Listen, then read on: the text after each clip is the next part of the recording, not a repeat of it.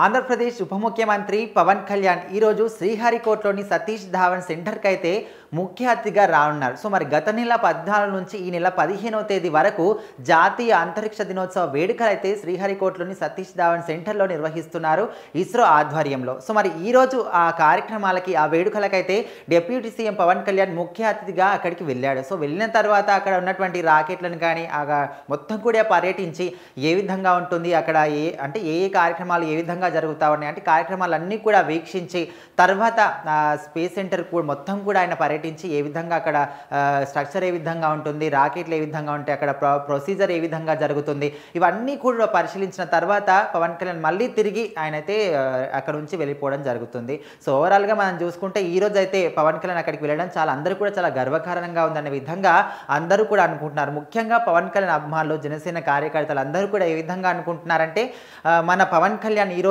అసలు అక్కడికి ముఖ్య అతిథిగా వెళ్ళడం ఏంటి, జాతీయ అంతరిక్ష దినోత్సవం అంటే భారతదేశం మొత్తం మీద కూడా మన భారతదేశానికి సంబంధించిన మనకు రాకెట్లకు సంబంధించి అన్ని కూడా ప్రయోగశాల ఏదైనా ఉందంటే ఖచ్చితంగా శ్రీహరికోటలోని సతీష్ ధావన్ సెంటర్. సో అక్కడికి సంబంధించి మొత్తం భారతదేశం మొత్తం మీద కూడా మన పవన్ కళ్యాణ్ ముఖ్య అతిథిగా పిలవడం ఏంటి అనే విధంగా కూడా అందరూ చాలా సంతోషం వ్యక్తం చేస్తున్నారు. ఎట్లా అంటే పవన్ కళ్యాణ్ అభిమానులు అంటే మామూలుగా ఉండరు. తన ఒక సినిమా వచ్చింది అనుకున్నా అంటే ఒక సినిమాకి సంబంధించి చిన్న లీక్ వచ్చినా కూడా అందరూ కూడా అరే సినిమా ఎప్పుడు వస్తుంది, ఎప్పుడెప్పుడు వెళ్ళి చూడాలి, అందులో క్యారెక్టర్ ఏ విధంగా ఉంటుంది, ఆయన డైలాగ్స్ ఏ విధంగా ఉంటాయి, ఆయన లుక్స్ ఏ విధంగా ఉంటాయి, ఇట్లా ప్రతి ఒక్క చిన్న విషయాన్ని కూడా హైలైట్ చేసి పవన్ కళ్యాణ్ అభిమానులు అందరూ కూడా పండుగ చేసుకుంటూ ఉంటారు. సో అలాంటిది మొన్న రీసెంట్గా మనకు డిప్యూటీ సీఎం అయినప్పుడు కూడా ఓన్లీ ఆంధ్రప్రదేశ్ సంబంధించి తెలుగు వాళ్ళే కాకుండా తెలుగు రాష్ట్రాలు రెండు కూడా ఆంధ్ర, తెలంగాణ ఆయన అభిమానులు ఇతర దేశాల్లో కూడా ఉంటారు. సో ఎక్కడికి వెళ్ళినా కూడా ఆయన గురించి మాట్లాడుకోవడం, ఆయన విజయం గురించి మాట్లాడుకోవడం ఇలాంటివన్నీ కూడా చేశారు. సో మరి రీసెంట్గా అనంత అంబానీ పెళ్లికి వెళ్ళినప్పుడు కూడా అక్కడ కూడా పీఠాపురం పవన్ కళ్యాణ్ గురించి, ఆయన విజయం గురించే మాట్లాడుకోవడం జరిగిందంట.